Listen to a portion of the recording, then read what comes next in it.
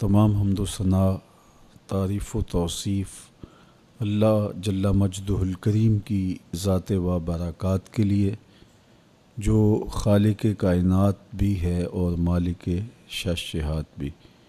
अल्लाह जल्ला व अला की हम्द व सना के बाद रसूल रहमत, शफ़ी मुअज़्ज़म, नबी मुहतशम, हुज़ूर ख़त्मुल मरतबत सल्लल्लाहु अलैहि व आलिहि वसल्लम के हुज़ूर नाज़ में अपनी अक़ीदतों, इरादतों और मोहब्बतों का ख़िराज पेश करने के बाद वाजिबुल एहतराम ज़विल एहतशाम आली मरतबत नाज़रीन व नाज़रात, अस्सलामु अलैकुम व रहमतुल्लाहि व बरकातुहू। माह सियाम रमज़ानुल मुबारक अपनी तमाम तवानाइयों, रूहानी बरकतों और रहमतों को दामन में लिए जलवागर हुआ।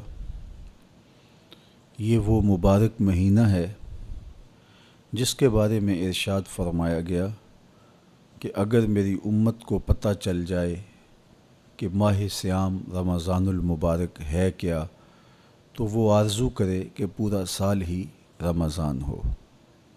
अल्लाह ताला जल्ला शानुहु की रहमतें जिस फरावानी के साथ इस महीने में बरसती हैं, वो किसी और दूसरे महीने का मक़सूम नहीं है।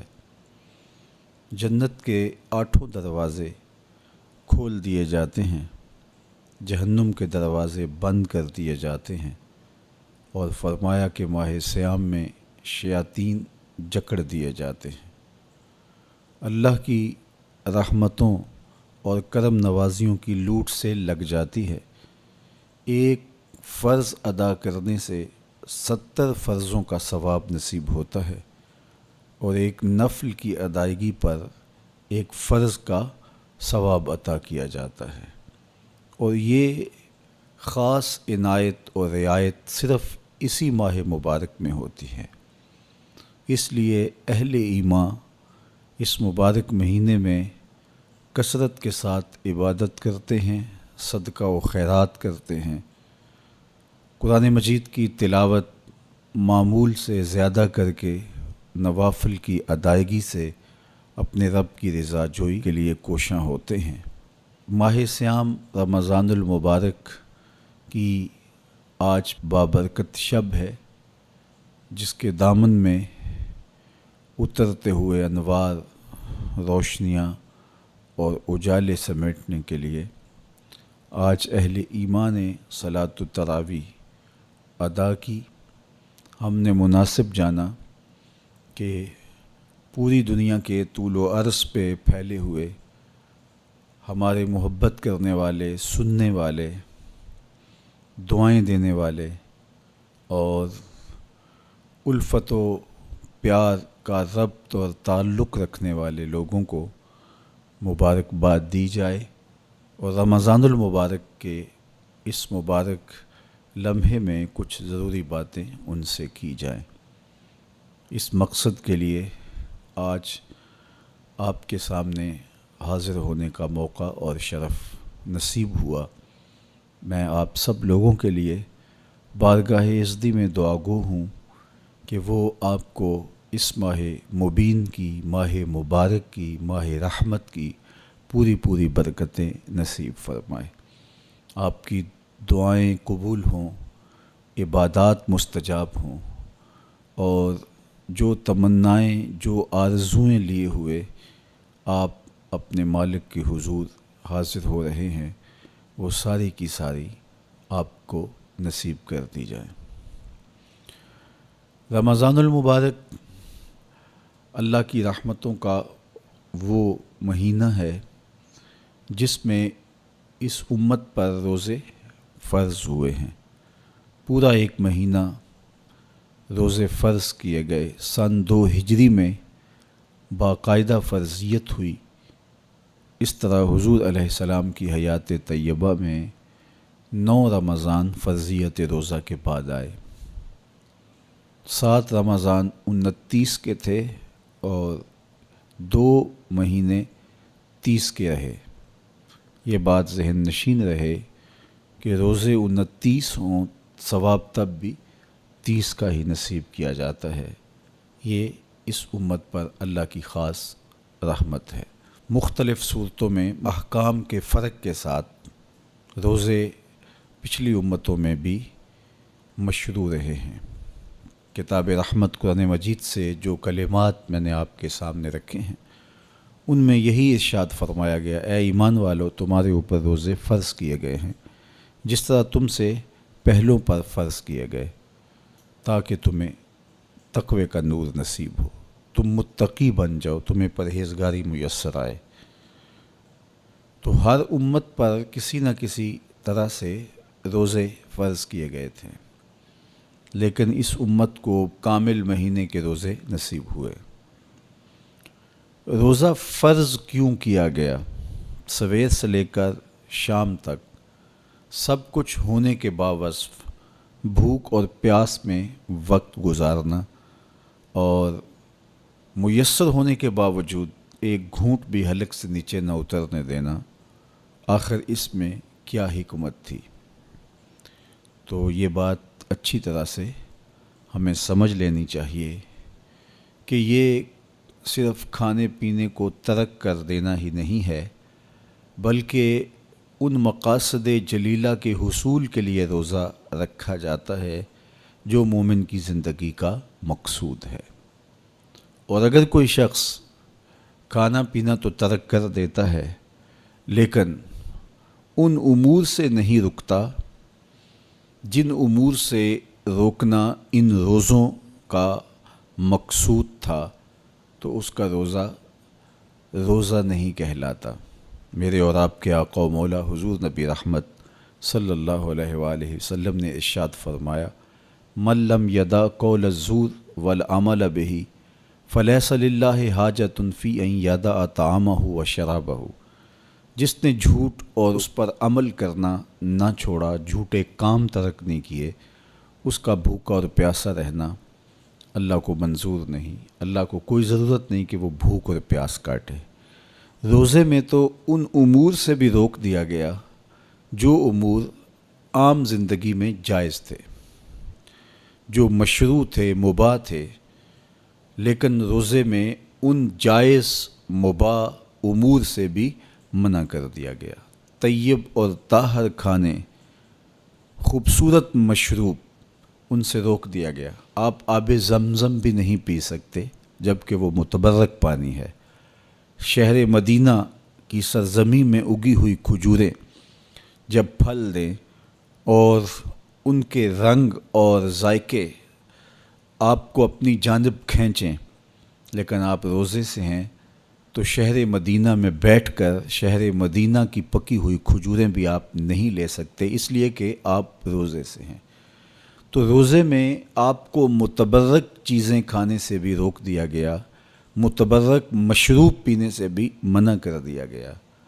تو مجھے بتائیے، جو رب آپ کو متبرک، مشروع اور پاکیزہ کھانوں سے بھی ایک مخصوص وقت کے لیے روک رہا ہے، تو جن امور سے عام زندگی میں شریعت اسلامیہ نے ہمیں منع کیا، ہمارے رب نے ہمیں منع کیا، تو اگر روزے کے دوران ہم وہ امور بجا لائیں تو پھر روزے کی مقصدیت حاصل نہیں ہوگی۔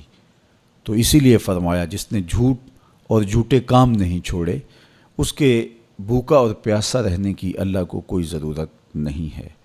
تو وہ یہ چاہتا ہے کہ میرے بندے ان امور سے بھی جب رک جائیں گے جن امور سے عام زندگی میں نہیں روکا گیا، تو وہ لازمی طور پہ ان امور سے رکنے کی کوشش کریں گے جن امور سے اسے منع کیا گیا ہے۔ تو یہ تقوی پیدا کرنے کے لیے، حزم و احتیاط پیدا کرنے کے لیے یہ اس کے اوپر روزے فرض ہوئے تھے۔ آپ یہ خیال کر سکتے ہیں کہ بھوک اور پیاس کاٹنے سے کیا تقوی کا حصول ممکن ہے، جو کہ مقصد ہے روزے کا۔ ارشاد فرمایا، تمہارے اوپر روزے فرض کیے گئے ہیں جس طرح تم سے پہلوں پہ فرض کیے گئے۔ کیوں؟ لعلکم تتقون، تاکہ تمہیں تقوی نصیب ہو، اتقاء کی دولت ملے، تم اللہ تعالیٰ سے ڈرنے والے ہو جاؤ۔ تو کیا بھوک اور پیاس کاٹنے سے اللہ کی خشیت، اللہ تعالیٰ کا خوف حاصل ہوتا ہے؟ تو ایک تو بات وہی جو میں نے ابھی کہی کہ جب آپ ان امور سے بھی رک جائیں گے جن امور کو عام زندگی میں مباح رکھا گیا ہے، تو پھر آپ شعوری طور پہ ان چیزوں سے کیوں نہیں رکیں گے جو عام زندگی کے اندر بھی منع کیے گئے ہیں۔ تو جب یہ چیز انسان کا فہم، انسان کی عقل اور انسان کی خرد طے کرتی ہے، تو پھر لامحالہ طور پہ رکنے کی عادت اس کے اندر تقوی کی نشأت کا ذریعہ بنتی ہے۔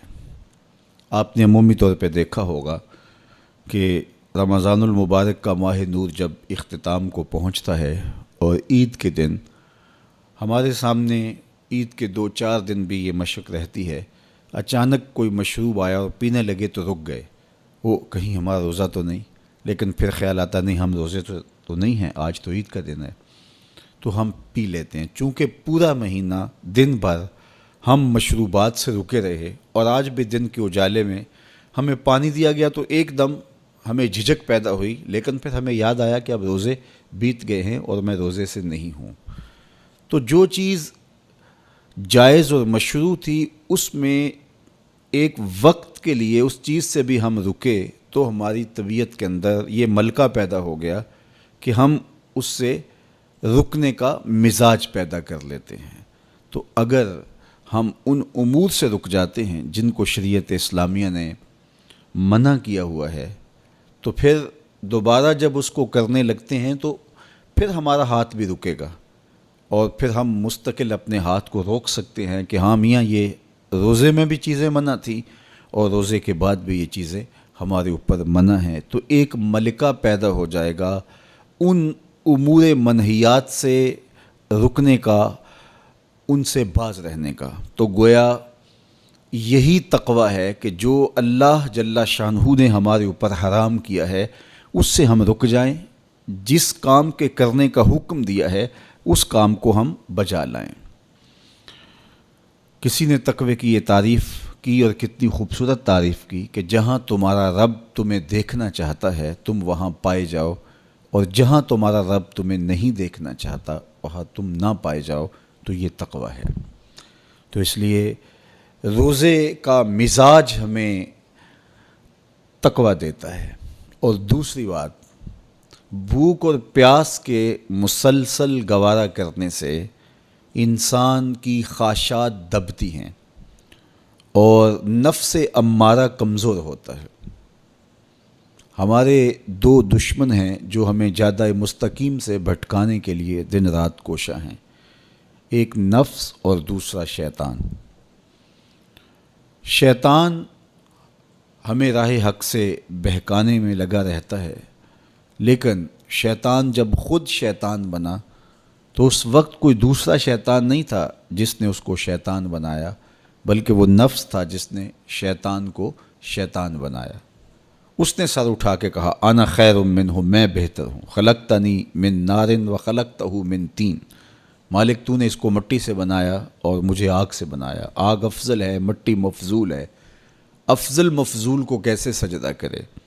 تو میں تو سجدہ نہیں کرتا۔ باقاعدہ ایک دلیل لے کے نفس کھڑا ہو گیا، اس نے ایک حجت تراش لی اور کہا کہ نہیں، میں اس تیرے شاہکار کو سجدہ نہیں کروں گا، جبکہ حکم اس کا تھا جو اس شاہکار کو بنانے والا تھا، حکم اس کا تھا جس نے اس کے وجود کو پیدا کیا تھا، لیکن اس دلیل پر اس کے نفس کو تسکین پہنچی اور اس نے کہا کہ میں بہتر ہوں اور میں اس کو سجدہ نہیں کروں گا۔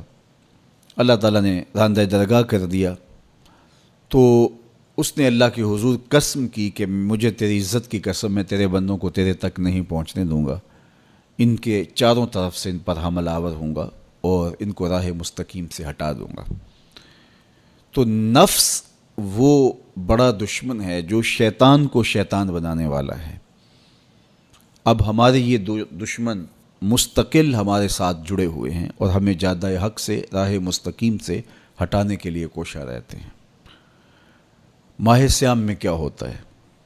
جس طرح کہ آپ نے ابھی حضور علیہ السلام کی مبارک حدیث کا مفہوم سنا کہ جب ماہ سیام آتا ہے تو جنت کے دروازے کھول دیے جاتے ہیں، جہنم کے در بند کر دیے جاتے ہیں اور شیاطین جکڑ دیے جاتے ہیں۔ وسلسلۃ الشیاطین، تو شیاطین جکڑ دیے جاتے ہیں۔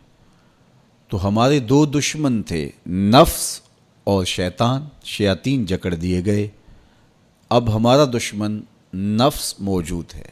نیکی کا جو ماحول پیدا ہوا، آپ نے دیکھا کہ عام نمازوں کے اندر بھی جو لوگ شامل نہیں ہوتے تھے صلاۃ و تراویح میں کھڑے دکھائی دیے، اور ابھی نماز فجر کے اندر جو ہجوم عاشقاں آپ کو دکھائی دے گا، دل باغ باغ ہو جائے گا۔ اس طرح پانچوں نمازوں میں نیکی کا ماحول پیدا ہو جانا، صدقہ و خیرات کا ماحول پیدا ہو جانا، طبیعتوں میں رفق اور نرمی کا آ جانا، اور بہت ساری چیزیں ہیں جو ماہ سیام کی برکت سے ہمارے اندر پیدا ہوتی ہیں۔ تو یہ ماحول جو خیر کا، بھلائی کا، رحمت کا، نیکی کا پیدا ہوتا ہے، یہ شیاطین کے بند جانے کی وجہ سے ہوتا ہے۔ اور اس کے باوجود بھی بہت برائیاں موجود ہیں۔ ماہ سیام کے اندر گراں فروشی ہے، ذخیرہ اندوزی ہے، کم تولا جا رہا ہے، رشوت کا بازار گرم ہے، بہت سارے ایسے معاملات ہیں جو اسی طرح ہو رہے ہیں۔ تو جب شیطان بند گیا تو یہ کیوں ہو رہے ہیں؟ نفس موجود ہے۔ تو نیکی کا ماحول پیدا ہو جانا یہ شیطان کے بند جانے کی وجہ سے ہے، اور گناہ کا پھر بھی مسلسل موجود رہنا یہ نفس کے موجود ہونے کی وجہ سے ہے۔ اب ماہ سیام کے اندر ہمارے لیے یہ سہولت ہو گئی کہ ہمارے دو دشمنوں میں سے ایک دشمن باندھ دیا گیا، اور وہ ہے شیطان۔ اب ہمارا مقابلہ صرف ایک دشمن سے ہے، اور وہ ہے نفس۔ اگر نفس کا ہم مقابلہ کر لیں گے تو شیطان چھٹ کے بھی ہمارا کچھ نہیں بگاڑ سکتا، اس لیے کہ وہ مؤثر ہوتا ہے نفس کے ساتھ مل کے۔ اندر کا بھیتی جب تک نہ ملا ہو تو باہر سے آ کر حملہ آور کچھ نہیں کر سکتا۔ تو جب تک اندر کے غدار، اندر کے ملے ہوئے شخص قوموں کو برباد نہ کریں تو قومیں برباد نہیں ہوتی، قومیں اپنے پاؤں پہ کھڑی رہتی ہیں۔ ہم نے تاریخ عالم کا مطالعہ کیا ہے، یہ چیز ہمیں ملتی ہے کہ قوموں کی زندگی میں جو اندر کے ملے ہوئے غدار لوگ ہیں، انہوں نے تباہی اور بربادی اور نقصان اور تکلیفیں کھڑی کی، اور اگر وہ اندر سے موجود نہ ہو تو باہر کے دشمن اس قدر نقصان نہیں دے سکتے۔ تو یہ نفس اندر کا دشمن ہے، اندر بیٹھا ہوا چھپا ہوا دشمن ہے، اور شیطان باہر سے آ کے حملہ آور ہوتا ہے۔ ماہ سیام میں اللہ نے ہمارے لیے یہ آسانی پیدا کر دی کہ ایک دشمن باندھ دیا، اب دوسرا دشمن صرف نفس موجود ہے۔ اب اس کو جب ہم قابو کر لیں گے تو شیطان چھٹ کے بھی کچھ نہیں کر سکے گا، ورنہ وہ تو پیچ و تاب کھا رہا ہے کہ یہ جو تم مسجدوں میں جا رہے ہو، یہ ماحول نیکی کا پیدا ہوا ہے، اس کو تو ایک آنکھ نہیں بھاتا۔ وہ تو حضرت انسان کو برباد کرنے پہ تلا ہوا ہے۔ اس نے اللہ کے حضور اس کی عزت کی قسم کھا کے کہا تھا کہ میں تیرے بندوں کو تیرے تک نہیں پہنچنے دوں گا، ان کے دائیں بائیں سے، آگے پیچھے سے، چاروں سمتوں سے ان پر حملہ آور ہوں گا۔ بلکہ فرمایا کہ اگر اللہ نے انسانوں کے لیے محافظ فرشتے مقرر نہ کیے ہوں تو شیاطین انسانوں کو مار ڈالے۔ ابن آدم کا اتنا دشمن ہے، وہ کہتا ہے کہ جنت سے میں نکالا ہی آدم علیہ السلام کی وجہ سے گیا ہوں، اور اب میں اولاد آدم کو چین سے نہیں بیٹھنے دوں گا، اور ان کو میں دوبارہ جنت میں نہیں جانے دوں گا، ایسے اسباب پیدا کروں گا کہ یہ جہنم کا ایندھن بنے، اور یہ دن رات کوشاں ہے۔ اور شیطان کے مکر و فریب اور اس کے دجل و تلبیسات کے رنگ بڑے ہیں، ہر ایک کو ایک لاٹھی سے نہیں ہانکتا۔ ایسا نہیں ہوتا کہ ایک شب زندہ دار تہجد گزار جس کو سحری کی سسکیوں میں لطف ملتا ہو، شیطان اسے کہے کہ جناب تم سحری کے وقت نہ اٹھا کرو اور نوافل نہ ادا کیا کرو، اسے پتہ ہے کہ یہ عابد، یہ تہجد گزار میری بات نہیں مانے گا، تو وہ اسے کہتا بھی نہیں ہے۔ اسے کہتا ہے تم ضرور تہجد پڑھو، لیکن صبح بتا دیا کرو کہ میں تہجد گزار ہوں، میں سحری کے وقت اٹھنے کا مزاج رکھتا ہوں۔ تو وہ اسے ریا میں مبتلا کرے گا۔ ایک شخص جس کی طبع میں فیاضی گندی ہے، سخاوت اس کے وجود میں شامل ہے، اس کی مٹی اور خمیر میں رکھی گئی ہے، اب شیطان اس کو کہے کہ تو بخل کر، تو وہ کبھی بھی شیطان کے کہنے سے بخل پر آمادہ نہیں ہوگا، تو شیطان اس کو یہ زحمت دیتا بھی نہیں، اس کو فضول خرچی کی طرف آمادہ کرے گا۔ ایک شاعر جس کی طبع میں لطافت ہے، نرمی ہے، رفق ہے، وہ شاخ سے ٹوٹتے ہوئے پھول کو بھی گوارا نہیں کر سکتا، تو شیطان اس کو کہے کہ تم کسی انسان کو قتل کر دو، تو کیا ایک شاعر سے ممکن ہے کہ وہ کسی کی گردن کاٹ دے؟ وہ تو شاخ سے پھول جب توڑ نہ سکے، کیا کہا تھا کہ قتل کے حادثے سے کم نہیں شاخ سے گل کا جدا ہونا، تو اب کیسے ایک شاعر سے یہ ممکن ہے؟ تو شیطان اس کی اس طبع کو اچھی طرح جانتا ہے اور وہ کبھی اس کو اس پہ آمادہ نہیں کرتا، اس کو وہ شراب اور شباب کے پیچھے لگاتا ہے۔ ایک عالم دین جس کا اوڑھنا بچھونا ہی دین ہے اور منبر و محراب کی نوکری اس کی سعادت مندی ہے، اور جب وہ واضح و تلقین اور نصیحت کرتا ہے اس کی روح کو قرار اور باطن کو تسکین نصیب ہوتی ہے، اب شیطان اس کو کہے کہ تو منبر و محراب کی نوکری چھوڑ دے، تو مجھے بتائیے ایک عالم دین منبر و محراب کی نوکری چھوڑ کے گنڈیریاں بیچے گا تو اس کی بات تو نہیں مان سکے گا، تو شیطان اس کو یہ کہتا بھی نہیں ہے، اس کو کہتا ہے تیرے جیسا خطیب بھی تو زمانے میں دوسرا نہیں ہے، بات کرنے کا جو ڈھب تجھے آتا ہے وہ کسی اور کے پاس تو نہیں ہے، جتنا علم تیرے پاس ہے، صغرے کبرے ملانے کا جو فن تو جانتا ہے، لفظوں کی کھال ادھیڑنے کا مزاج جو تیرے پاس ہے، علمی منہ شگافیاں اور دقائق کا جو علم تیرے پاس ہے وہ کسی اور کے پاس بھلا کب ہے؟ تو وہ اس کو تکبر میں مبتلا کر کے اس کی متاع زندگی کو لوٹنے کی کوشش کرتا ہے۔ تو اس کے وار ہیں، اس کے حملے ہیں، اس کے جال ہیں جو پھیلا کر کے اس دام تزویر کے اندر لوگوں کو پھانس لیتا ہے۔ تو شیطان انسان کا دشمن ہے، دن رات انسان کو برباد کرنے کے لیے تلا ہوا ہے۔ میرے اور آپ کے آقا و مولا نے ارشاد فرمایا الشیطان جاسم علی قلب ابن آدم فاذا ذکر اللہ خنس واذا غفل وسوس، شیطان اولاد آدم کے دل پہ قبضہ جما کے بیٹھ جاتا ہے، جب یہ اللہ کا ذکر کرتا ہے تو بھاگ جاتا ہے، جب یہ ذکر چھوڑتا ہے تو وسوسہ اندازی کرتا ہے۔ تو شیاطین تو انسان کو مار ڈالنے پر آمادہ ہیں، اور وہ ایک لمحہ بھی نہیں چاہتے کہ یہ نیکی اور خیر کی کسی راہ کا مسافر ہو۔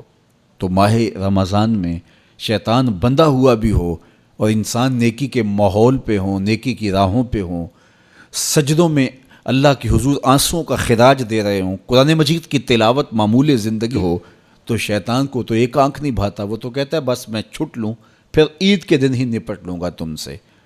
اب اگر شیطان کے چھٹنے سے قبل ہم نے نفس کو کنٹرول میں کر لیا، قابو میں کر لیا، تو شیطان چھٹ کر بھی کچھ نہیں کر پائے گا، ورنہ وہ نفس کے ساتھ مل کے اور زیادہ ہمیں بگاڑنے کی کوشش کرے گا۔ اس لیے یہ ہمارے لیے ایک اہم اور سنہری موقع ہے کہ ہم نفس پہ قابو پا لیں۔ اب وہ کیسے پایا جا سکتا ہے؟ روزہ نفس کو کنٹرول کرنے کا ایک مؤثر ذریعہ ہے، خود روزہ نفس کو، نفس امارہ کو قابو کرنے کا ذریعہ ہے، اس لیے کہ نفس 3 چیزوں سے کمزور ہوتا ہے۔ حضرت شیخ فرید الدین عطار رضی اللہ تعالیٰ عنہ فرماتے ہیں نفس نتواں کشت اللہ باسے چیز، بات و گوئم یاد گیرش اے عزیز، نفس نہیں مرتا، لیکن اگر 3 چیزیں ہوں تیرے پاس تو پھر نفس کو قابو کرنا کوئی مشکل بھی نہیں ہے، اس کو کمزور کرنا کوئی زیادہ مشکل بھی نہیں ہے۔ وہ 3 چیزیں کون سی ہیں؟ خنجر خاموشی و شمشیر جو، نیزائے تنہائی و ترک ہجو، خاموشی کا خنجر، بھوک کی تلوار اور تنہائی کا نیزہ۔ یہ 3 چیزیں نفس کی کمزوری کا سبب اور ذریعہ ہیں۔ اب روزہ ان 3 چیزوں کو پیدا کرتا ہے۔ بھوک اور پیاس کے ذریعے سے نفس کمزور ہوتا ہے، تو روزہ بھوک اور پیاس ہے۔ اور میرے اور آپ کے آقا و مولا نے ارشاد فرمایا یا معاشر الشباب من استطاع منکم الباءۃ فلیتزوج فإنہ اغض للبصر واحسن للفرج فمن لم یستطع فعلیہ بالصوم فإنہ لہ وجاء۔ اے جوانوں کے گروہ، تم میں سے اگر کوئی نکاح کرنے کی طاقت رکھتا ہے تو دیر نہ کرے، فوری نکاح کر لے، اس لیے کہ یہ نظر اور پاکیزگی کا محافظ ہے۔ اور اگر کوئی نکاح کرنے کی فی الحال پوزیشن میں نہیں ہے تو وہ کثرت کے ساتھ روزے رکھے، اس لیے کہ روزے قاطع شہوات ہیں، تو بھوک خواہشات کو کمزور کرتی ہے۔ دوسری بات، تنہائی یہ مجلس کے شر سے بچانے کا ذریعہ ہے، چونکہ چند مجلسیں ہوتی ہیں جو انسان کے لیے خیر لاتی ہیں، زیادہ اختلاط لوگوں کا سوائے نقصان کے اور کچھ نہیں دیتا۔ اس لیے العافیت فی العزلہ فرمایا گیا کہ عافیت تنہائی میں ہے۔ ہمارے مشائخ فرماتے ہیں کہ سالک کے لیے سب سے بہتر جگہ اللہ کا پاکیزہ گھر مسجد ہے، یا پھر کامل شیخ کی صحبت ہے، یا پھر تنہائی۔ چوتھی جگہ سوائے ہلاکت کے اور کچھ نہیں ہے۔ اچھے لوگوں کی صحبت یقیناً اچھائی کا رنگ دیتی ہے، اور مسجد کی حاضری، مسجد کے اندر وقت کا گزارنا یقیناً باطن کے سنوارنے کا سبب ہے، نہیں تو پھر تنہائی ہی بہتر ہے۔ اور بری مجلس سے، برے جلیس سے، برے ساتھی سے تنہائی ایک بہت بڑی دولت ہے۔ تو رمضان المبارک کے مہینے کے اندر ہم عبادات کی وجہ سے بہت سارے معاملات سے کٹ جاتے ہیں اور ہمیں تنہائی میسر آتی ہے۔ اور تیسری چیز فرمایا خاموشی کا خنجر۔ تو خاموشی میں جو فوائد رکھے گئے ہیں وہ کہیں اور نہیں رکھے گئے، اور عمومی طور پہ ہماری زندگی کے زیادہ تر گناہ ہماری زبان کی وجہ سے ہیں۔ غیبت زبان کی وجہ سے ہوتی ہے، جھوٹ زبان کی وجہ سے ہوتا ہے، بہتان زبان کی وجہ سے ہے، سب و شتم زبان کی وجہ سے ہے۔ سب سے زیادہ گناہ انسان کی زندگی میں، نامہ اعمال میں، اس کی زبان کی وجہ سے درج ہوتے ہیں۔ میرے اور آپ کے آقا و مولا نے فرمایا تھا، جو تمہارے دو جبڑوں کے درمیان، یعنی تمہاری زبان اور تمہاری پارسائی کی جگہ، ان دو چیزوں کی تم مجھے ضمانت دے دو، میں تمہیں جنت کی ضمانت دے دیتا ہوں۔ تو رمضان المبارک کے اندر ہم روزے کی وجہ سے اور دینی مصروفیات کی وجہ سے اپنی زبان کو بھی کنٹرول کر پاتے ہیں۔ فرمایا کہ اگر تم سے کوئی شخص الجھے، تم سے کوئی لڑے، کوئی بحث کرنا چاہے، تو تم کہو انی صائمٌ، میں تو روزہ دار ہوں، تو یہ کہہ کے آپ اپنی جان چھڑا سکتے ہیں۔ تو یہ وہ تین چیزیں ہیں جو نفس کو کمزور کرتی ہیں۔ رمضان المبارک کے اندر ہمیں اس کے لیے عملی کوشش کرنی چاہیے۔ ہر سال رمضان المبارک آتا ہے اور گزر جاتا ہے، اور ہم جہاں ہوں وہیں کے وہیں کھڑے رہتے ہیں، یا دو قدم پیچھے سرک جاتے ہیں۔ تو ہمیں سوچنا چاہیے زندگی بار بار نہیں ملتی، یہ اللہ کی نعمت ہے، یہ اللہ کی کرم نوازی ہے۔ تو زندگی کے جس مرحلے پہ بھی ہیں، بچپن ہے، لڑکپن ہے، جوانی ہے، بڑھاپا ہے، سن کہولت ہے، جہاں بھی کھڑے ہیں، آپ دیکھیں کہ گزرے ہوئے کل سے آنے والا کل بہتر نہیں ہے، تو آپ ہلاکت کی طرف سفر کر رہے ہیں۔ اور اگر آپ کے گزرنے والے دن سے آنے والا دن بہتر ہے، تو یہ آپ کے لیے رحمت و راحت کا ذریعہ ہے۔ تو اس لیے میں اور آپ دیکھیں کہ ہم رمضان المبارک سے کیا یہ مطلوبہ فوائد حاصل کر سکتے ہیں، کر رہے ہیں یا نہیں۔ تو ہم اپنا جائزہ لیں۔ ابھی پورا مہینہ ہمارے پاس پڑا ہوا ہے، ہم عزم کریں کہ ہم اپنی زبان کو کنٹرول کریں گے، ہم بری مجلس میں نہیں بیٹھیں گے، ہم اپنی آنکھوں پر حیا کے پہرے بٹھائیں گے، اپنے خیالات کو قابو میں رکھنے کی کوشش کریں گے۔ بھوک اور پیاس سے نفس امارہ کی خواہشات کم ہوں گی، اور شیطان کے بننے کی وجہ سے گناہ کے امکانات کم ہو جائیں گے، نیکی کے ماحول پیدا ہو جانے کی وجہ سے اچھائیوں کے راستے ملیں گے۔ تو ہم اس ماہ رمضان المبارک کو اس طرح سے گزاریں کہ ہم ایک نئی تازہ اور خوبصورت زندگی لے کے ماہ رمضان کے بعد جو ہے وہ اپنے آپ کو خیر کی راہوں پہ محسوس کریں۔ یہ ایک اللہ تعالیٰ نے ہمارے لیے ایسا مہینہ رکھا ہے جس میں ہم عصر نو اپنی زندگی کو مرتب کرتے ہیں۔ یہ ایک نیا ٹرینڈ سیٹ کرتا ہے یہ مہینہ، اور یہ ماہ مبارک ہماری زندگی کے اندر جو ہے وہ ایک نظم پیدا کرتا ہے۔ اس میں ہم جو ہے وہ اللہ سے، اس کے رسول سے، کتاب اللہ کے ساتھ نیک لوگوں کے ساتھ، مسجد کے ساتھ، قرآن مجید کے ساتھ جڑ جاتے ہیں۔ اور اگر ہم اس کے اندر پورا خلوص اور پوری للہیت کو شامل کر کے اپنے آپ کو سنوارنے کے پورے عزم کے ساتھ اللہ سے توفیقات مانگتے رہیں گے تو پھر ہم اس سانچے سے ایک ستھرے، پاکیزہ اور خوبصورت انسان بن کے نکلیں گے۔ تو اس لیے ہمیں چاہیے کہ یہ مبارک مہینہ جو اللہ نے ہمیں نصیب کیا، اس مہینے کو اچھے طریقے سے ہم گزاریں۔ تقوی کا حصول جو اس مہینے کے روزوں کا مقصود ہے وہ ہم اپنے اندر پیدا کریں، اور ماہ صیام کا ماحول تقویٰ دیتا ہے، ماہ صیام کا باطنی نور تقویٰ دیتا ہے، ماہ صیام کے انوار تقویٰ دیتے ہیں۔ روزہ تقوی کی نشأت کا ذریعہ ہے، تقویٰ پیدا کرتا ہے طبع کے اندر، اور ایک نئی خوبصورت زندگی کا آغاز ہوتا ہے۔ تو میں اپنے جملہ ناظرین سے، جملہ ناظرات سے، سامعین اور سامعات سے یہ کہوں گا کہ وہ اس مبارک مہینے کی برکتوں کو خوب لوٹیں اور پوری طرح سے اس کے انوار کو اپنے اندر جذب کریں۔ جو روشنیاں اور جو فضاؤں کے اندر نور بکھرا ہوا ہے اس کو اپنے اندر اتار لیں اور پوری طرح سے اپنے اندر اس کو جذب کر لیں۔ پورا مہینہ جب ایک پاکیزہ ماحول میں آپ رہیں گے اور شرور سے، شر سے، بری مجلسوں سے، برے جلیس سے آپ بچنے کی کوشش کریں گے تو ایک مہینہ طبع کے اندر ایک مؤثر تبدیلی لانے کے لیے کافی ہوتا ہے۔ اور پھر اللہ تعالیٰ نے ہمارے لیے یہ کرم نوازی کیا ہے کہ ہر عمل کا اجر 70 گنا بڑھا دیا ہے۔ تو گویا ہم ایک قدم اٹھاتے ہیں تو 70 قدم آگے بڑھ جاتے ہیں۔ تو یہ ہمارا سفر تیز کر دیا جاتا ہے اور ہم تیزی کے ساتھ چل رہے ہوتے ہیں، اور ایک مہینہ گویا 70 مہینوں کے برابر ہو جاتا ہے۔ تو 70 مہینے مسلسل بندہ ایک نیکی کے ماحول میں رہے تو اس سانچے سے جب باہر نکلے تو پھر وہ کیسا نکھرا ہوا اور پاکیزہ انسان ہوگا۔ تو اس لیے ہمیں اس ایک مہینے کو پوری توجہ کے ساتھ صرف کرنا چاہیے اور اس کے ایک لمحے کی قدردانی کرنی چاہیے۔